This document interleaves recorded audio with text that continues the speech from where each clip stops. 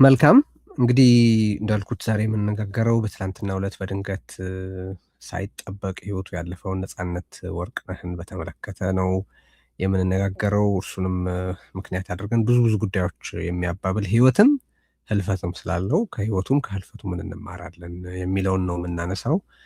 በጥላቻ ያልቆሸሸ ድንቅ ከያኒ ነፍስ ስንልስ ምን ስንመኝ ምን ሆኖ ስለተገኘ ነው?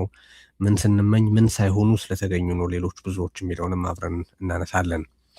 በርዕዮት በርካታ መዋቅራዊ የሆኑ ፖለቲካዊ ጉዳዮችን አንስተን እንነጋገራለን። እንደምታውቁት ከዚያ የጋራ የህዝብ ደህንነት ሚዛን አንጻርም የህዝብ ፍጅት የጠሩ ለአገዛዝ ያደሩ ክብረ ሰብዕናቸውን የጣሉና ህሊናቸውንና ታሪካቸውን እንዳይነጻ አድርገው ያቆሸሹ ግለሰቦችንም በተመለከተ ብዙ አውርተን ተነጋግረን እናውቃለን።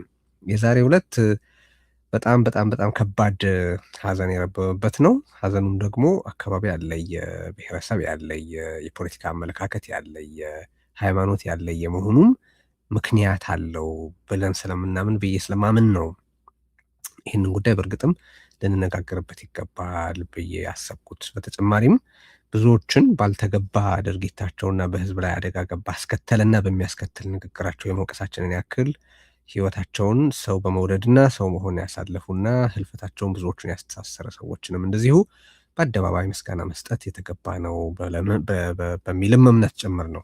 እንዳልኩት ዛሬ የምናወራው አለጊዜው ስለሄደ ማለፉ በእጅጉ ስለሚያስቆጭ አገሩ በፍጹም ጥላቻ በታወረበትና በእብደት የሚሆነውን ባጣበት ወቅት ሁሉ ከዚያ ቆሻሻ ራሱን ጠብቆ ስለ ሁሉም ተጨንቆ የኖረ አንድ ከያኒን በተመለከተ ነው። ስለ ነጻነት ወርቅነህ ነው የምንነጋገረው። ከዛ መሪር ሀዘናችን እንደተጠበቀ ሆኖ የዛሬ ሀሳባችን ከዚህ ምን እንውሰድ የሚለውን ማየት ነውና ለእናንተ እድሉን በምንከፍትበት ወቅት ሁላችንም ያለንበት ስሜት በጣም ከባድ፣ በጣም ትናንትናም በፌስቡክ ገጽ ላይ ጽፌ ነበረ። ልብ የሚጫን ልብ የሚጨንቅና ልብ በቃ የሚጎትት የሚያም አይነት ሁኔታ ነው ያለው። ሁላችንም ያለንበት ስሜት ያ ነው። ግን ምንድን ነው ግን ይሄ የሚነግረን? ለምንድን ነው የሁላችን ህመም የሆነው የነጻነት ህልፈት የሚለውን ማየት ነው።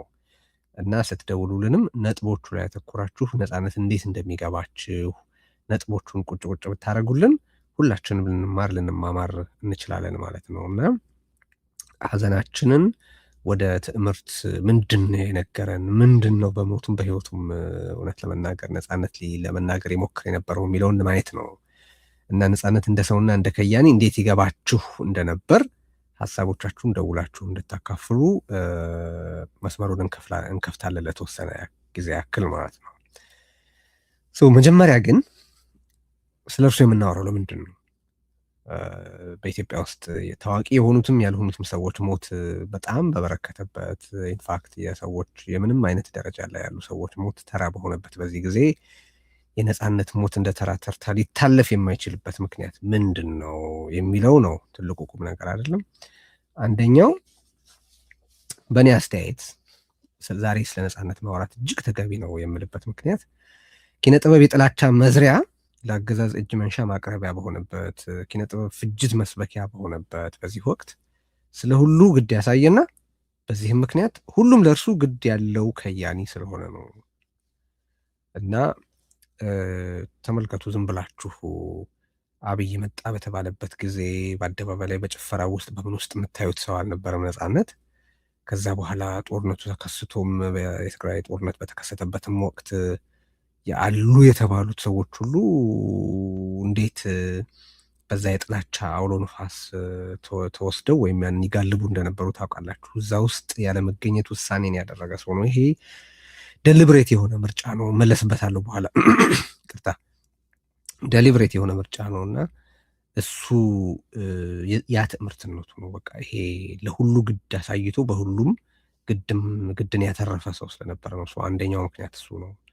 ሁለተኛ በዚህ ጊዜ አንድ ከያኒ ከፈለገ ህሊናውን ሊጠብቅ ስለሆነም ታሪኩን ሊያሳምር እንደሚችልም ኖሮ ያሳየ ስለሆነ ነው ብዬ አስባለሁ።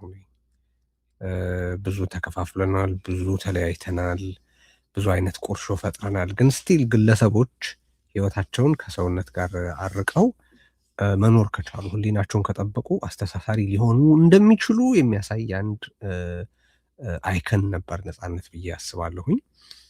ስለዚህም ነው የምናነሳው። ሶስተኛ እንዲህ ያሉ ግለሰቦች መኖርና ማለፍን ማጉላት ለሌሎች መሰሎቻቸው መፈጠር አስተዋጽኦ ያደርጋል ብለን ስለምናስብ ነው።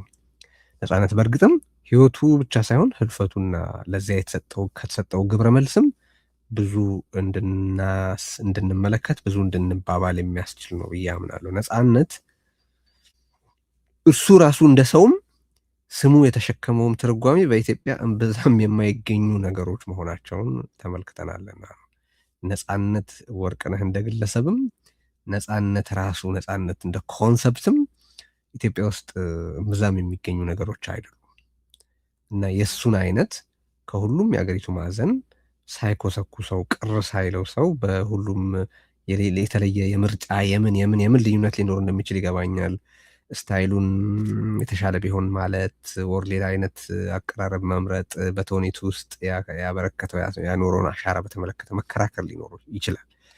በፐርሰናሊቲው ምክንያት ግን ክርክር አትመለከቱም ነፃነትን በተመለከተና ሰው ራሱ ነፃነት ወርቅነህም ስሙ የያዘው የነፃነት ኮንሰፕትም በኢትዮጵያ እምብዛም የሚገኙ ናቸው የሚል እምነት የለኝም እኔ።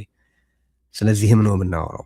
አራተኛ ነፃነት በአደባባይ በቀረቡ ስራዎቹና ራሱ ፍልስፍናው መሆኑን በገለጸው ሰው መውደድና ሰው መሆን ሳቢያ መከበር ስላለበት ነው የምናነሳው እና እኔም ለዚህ ሰው ሆኖ ስለኖረ ሰው የመናገር ባለ ዕዳነት ይሰማኛል እና በእነዚህና በመሳሰሉት ምክንያቶች ነው ዛሬ ነፃነትን የምናነሳው ማለት ነው። እና ይሄ የሆነው ነው ዝግጅቱ የሚቀርብበት ምክንያት ይሄ ነው። እንዲህ ነው ወይ የነፃነት መገለጫዎችም ናቸው የነፃነት ወርቅነህ መገለጫዎችም ናቸው ብዬ የማነሳቸው ነገሮች አሉ። ይሄ ዝግጅት ግን ሁለት ነገሮችን አይደለም። የሆነውን ጠቅሻለሁ ወይም ለማሳካት የምንፈልገውን ወይ የማቅረብ ምክንያታችንን ጠቅሻለሁ። ያልሆናቸው ነገሮችም ግን አሉ። ይሄ ዝግጅት አንደኛው የኪነ ጥበብ ስራዎቹን በምልአት መዳሰስና ኪናዊ የሆነ አስተያየት መስጠት አይደለም የዚህ ዝግጅት ዓላማ። ያ በራሱ አውድ መደረግ ያለበት ነገር ነው። ዛሬ ሰውየውንና እንደዚያም አካልነቱ ከያኒውን ፈጣሪውንና ታጋዩን ነፃነት ማሰብ ነው ሀሳቡ። ይሄ ኪነ ጥበባዊ ዳሰሳ ወይ ግምገማ ወይ ሪቪው ወይም ክሪቲክ አይደለም።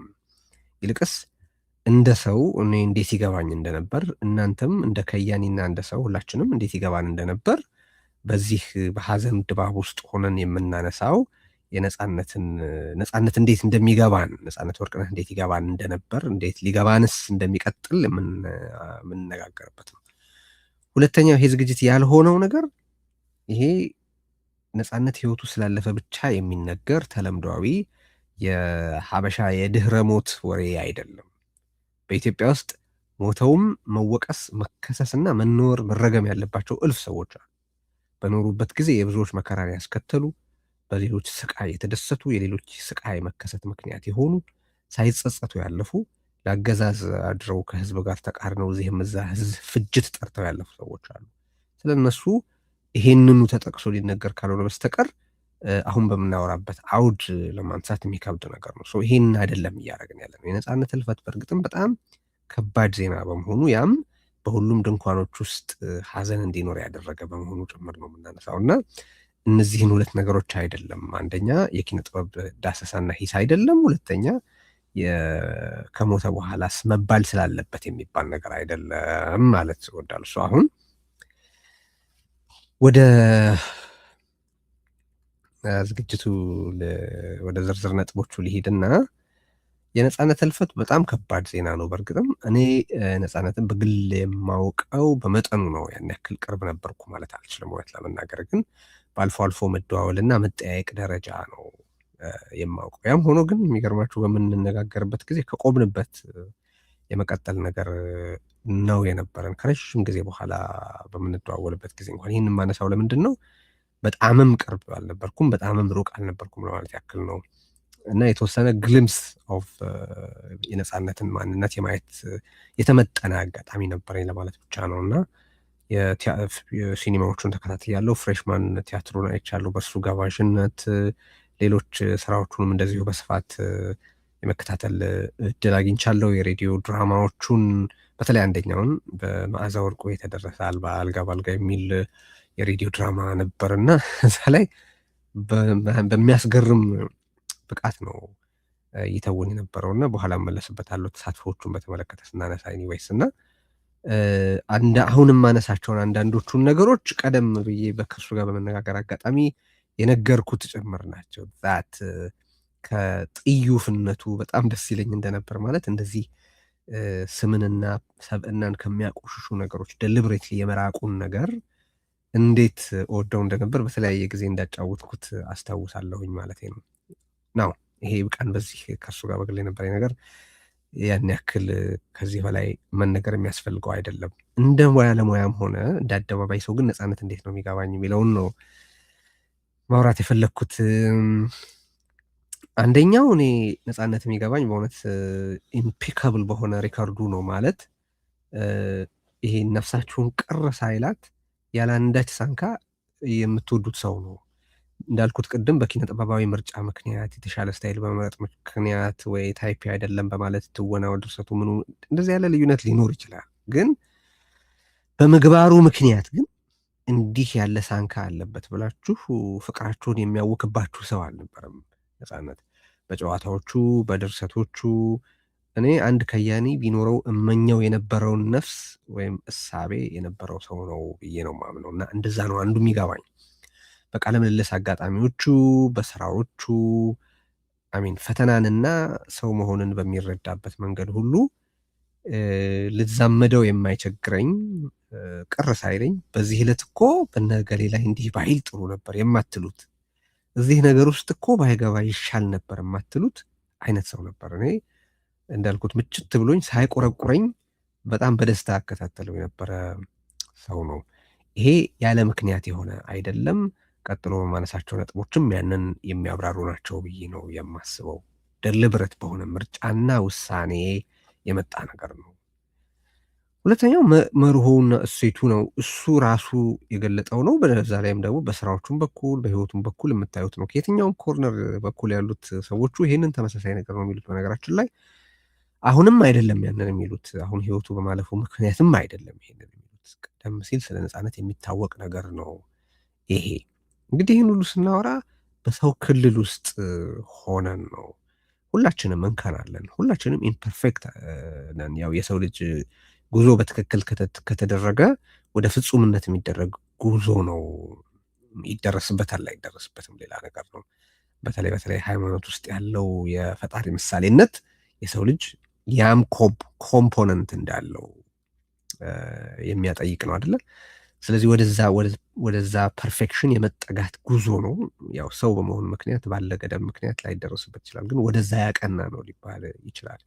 እንከን ይጠፋል እያልን አይደለም። አሁን ግን በሰዎች ቋንቋ በሰው ክልል ሆነን አንድ ሰው እንደዚህ በጣም ኤክስትሪምሊ ፍራግመንትድ በሆነ ፖለቲካና ህብረተሰብ ውስጥ በዚህ ደረጃ ክብረ ሰብዕናን ጠብቆ መኖር ይቻላል ወይ ማለት እኔ በጣም ከባድ የሆነባቸው ብዙ ሰዎች አውቃለሁ። መጥቀስም የማይከብድ ነው ብዬ ነው የማስበው እና ያ ቀደም ሲል ኢምፔካብል የሆነው ሪካርድ ያልኩት ነገርም የሚወለደው ከዚህ እሴቱ ነው ብዬ ነው የማስበው። የማያሳፍረው ታሪኩ የሚወለደው ከዚህ መርሆና እሴቱ ነው ብዬ ነው የማስበው። ሰው መሆንና ሰው መውደድም የእሱ መመሪያ ስለነበረ ነው።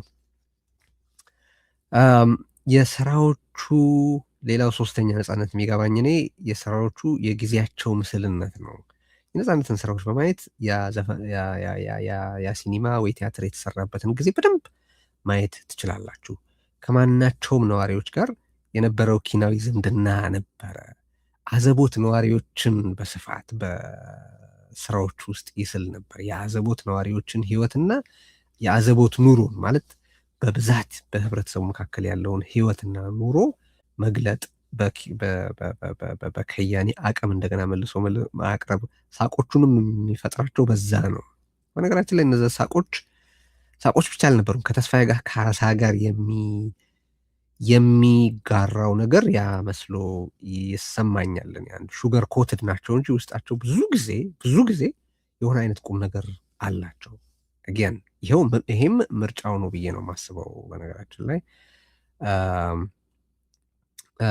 ምርጫው ነው ማለት እንዲሆን ስለፈለገ ነው እና በዕለት ተዕለት ህይወት እንደ ደህና ነገር ተቀብሎ ህብረተሰቡ ይኖራቸው የነበሩትን ነገሮች ገልብጦም እንደገና ከሌላ ፐርስፔክቲቭ አምጥቶም መልሰን እንድንስቅባቸው የማድረግ አይነት ነገር ነበረው። ስለዚህ ስራዎቹን በማየት በአንድ በኩል ጊዜውን ማየት ይቻላል። በጊዜው የነበሩ አባባሎች፣ እይታዎች፣ ኮንሰርኖች ምኖች ሁሉ ይኖራሉ። ሁለተኛ ደግሞ ሰፋ ያለው ህብረተሰብ የአዘቦት ህይወትም አዘቦታዊ ባልሆነ መንገድ ቀርቦ የምናይበት ስራዎች ነው በስፋት እኔ የተመለከትኩት። ስለ ራሱም ሲናገር ደግሞ ይሄ የራሱ ማንነት መገለጫ ነው እንድል የሚያደርጉኝ ነገሮች ደግሞ ምንድን ናቸው? ስለ ራሱም ሲናገር ድህነትን አሸነፍኩ እኮ ለማለት ሳይሆን ለራሱና ለሌሎች ሰዎች ሰው የመሆንን ገደብንና ትላንትናን ወይም መነሻን አለመርሳትን ለማስታወስ ሲፈልግ ያንን ያነሳል። ስለ ኖረበት ጭቃ ቤት ይናገራል። የተለጣጠፉ ጋዜጦች እንዴት እንደነበሩ፣ ቤቱ ምን ይመስል እንደነበር፣ ስለኖሩበት ሰፈር፣ በጎረቤቶች መካከል ስለነበረው ነገር፣ በቤተሰብ እንዴት ይላላክ እንደነበረ፣ ቤት ውስጥ የነበረውን ችግር በተመለከተ፣ ማጣትን በተመለከተ ስለ መሰል ትላንትናው ሲናገር እኔስ አሸነፍኩት እናንተስ በሚልና እንቁልልጭ ወይም ቁልቁል በማየት አይነት ስሜት አይደለም። ይሄ እንደነበርንና ይሄንን እንደሆንን አንርሳ በሚል አስታዋሽነት ስሜት ነው። ያንን ስሜት ነው ሁልጊዜ አገኝበት የነበረው እኔና ሌሎች እንዴት እንዳደረጉትና እንዴት እንደሚያደርጉት መቼስ እናውቃለን ብዬ ነው። አሚን የሆነ አይነት ስኬት አግኝተናል ብለው ሲያስቡ ብዙዎቹ ራሳቸውን የሚያቀርቡበትን መንገድ እናውቀዋለን አይደል? ከዛ በጣም የራቀ ነበር ብዬ ነው። እና አንዱ እሱ ነገሩ ነው። እኔ ነፃነትን በተመለከተ ሳስብ የማስታውሰው ነገሩ እና ይሄ ደግሞ በስራዎቹም የአዘቦት ነዋሪዎችን ህይወት አዘቦታዊ ባልሆነ መንገድ ሲያቀርብ ምን የሚታይ ነው። ራሱም ስለ ራሱ ሲናገር ያንን ያደርጋል። ምንም አይደለሁም ሲል ሃምብል ብራጊንግ አይደለም፣ ማስታወስ ነው። እዚህ የነበር ነው እዚያም ነው ያለ ነው የሚለው ራሱን እዛ ውስጥ ከቶ ነው እንጂ ትላንት የተወው ትላንት የረሳው የቀደመ ታሪክ አድርጎ አይደለም የሚያወራው። አሁንም ከዛ ህይወት የሚወደው ብዙ ነገር እንዳለ ይናገራል እና ያም አንዱ ሪሌተብል የሚያደርገው ነፃነትን ሪሌተብል የሚያደርገው ነገር ነበረ ብዬ አስባለሁ። አንድ ሌላ ነገር ደግሞ ምንድን ነው ስለ ነፃነት የሚገባኝ ቨርሳቲሊቲው ነው፣ ማለት ዘርፈ ብዙነቱ ነው። ቲያትርንም እና የትወናን ሙያ ካያችሁ ለምሳሌ በቲያትር መድረክም ላይ፣ በሬዲዮ ላይ፣ በሲኒማም ላይ፣ በሌሎች እንደዚሁ ፕሮባብሊ የቴሌቪዥን ድራማዎቹን አላውቅም፣ የመጣልኝ የለም፣ ኖሮ ሊሆን ይችል ይሆናል አላውቅም። ግን ቢያንስ የትወና በሶስቱ በሬዲዮ በመድረክና በሲኒማ ተውኔትን በማይረሳ መንገድ የራሱን መንገድ ግን እዛ በጥናት ሂደት ውስጥ በአካዳሚክ ጥናት ውስጥ ይሄ ችግር ኖረበት ይሄ ጥንካሬ ያለበት ብሎ ማለት ይቻላል። ግን አይረሴና በአእምሮ ውስጥ በሚቀር መንገድ የሬዲዮ ድራማንም የመድረክ ቲያትርንም ሲኒማንም ሰርቶ ያለፈ ዘርፈ ብዙ ሊሰራ የሚችልም የነበረ ግን ያለ ጊዜው የሄደ አንታይምሊ የሄደ ሰው አድርጌ ነው የምረዳው እኔ። እና ሁሉንም በራሱ የተለየ አይረሴ መንገድ ያቀረበ ነው። ዘርፈ ብዙነቱ ያቀረበባቸው ሙያዎች ብቻ ሳይሆን ራሱ የሰራባቸው ሙያዎችም እንደዚሁ ብዙ አይነት ናቸው። ማለት ተዋናይም ነበር፣ ደራሲም ነበር፣ አዘጋጅ ነበር፣ ፕሮዲውሰር ነበር፣ ዳይሬክተር ነበረ።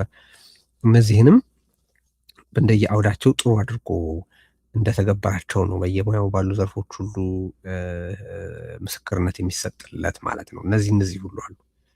ከሁሉ በላይ ግን እኔ ነፃነት እንዴት ቻለው የሚያስብለኝና ብዙዎች የወደቁበት በቃ የተፈጣፈጡበት ነገር ምንድን ነው ካላችሁኝ፣ በሀገሩ ሰፍሮ ከኖረው አጠቃላይ እብደት ራሱን የጠበቀበት መንገድ ነው። ይሄ ቀደም ሲል እመለስበታለሁ ያልኩት ነጥብ ነው። በነገራችን ላይ ምርጫው ነው አላልኩም። ባደረገው ብቻ ሳይሆን ባላደረገውም ነገር ጭምር የታየ ብልህነቱ ነው ብዬ ነው ማስበው። እና ከያኔ የተባለ ሁሉ በኢትዮጵያ ውስጥ ታውቁታላችሁ። የእርስ በርስ ፍጅት እንዴት ገጣሚያን፣ ዘፋኞች፣ ተዋንያን፣ ሳሊያን፣ ቀራጺያን ወዘተረፈ እና ሌላውም የህብረተሰብ ክፍል እውነት ለመናገር የፍጅት ፕሮፓጋንዳ ውስጥ እስከ አንገቱ በተነከረበት ወቅት አሚን ለሰው ያለውን ግድ ሳይጥል ግን እንደ ያለ ተራና ከንቱ መጨመላለቅ ውስጥ ሳይገባ መኖሩ ነው ከባድ። ሊትራሊ በዛ ወቅት እኮ ገለል ብሎ ጥሞና ወስዶ ማሰብ መቻል በእጅጉ የማይቻልበት፣ ሌሎቹ ራሳቸው በተነከሩበት ወንጀል ውስጥ ሌሎችም ሳይነከሩ እንዳይቀሩ ሰዎችን እያስጠቆሩ እየጠሩ ኑና ተሳተፉ ይሉ የነበረበት ጊዜ እኮ ነው ያለፍነው አይደለ? እና በዛ ሁኔታ ውስጥ በውሳኔ ነው እዚያ ነገር ውስጥ ያልተገኘው ብዬ ነው የማምነው። በውሳኔ ነው እና ለሚፈልገው ያለመታከት የመጣሩን ያክል ሕሊናውንም ታሪኩንም ሊያቆሽሽ ከሚችል በኢትዮጵያውያን መካከል ካለ መቋሰል ራሱን የጠበቀበት መንገድ በጣም ያስደንቀኛል። በእውነት ነው የምነግራችሁ።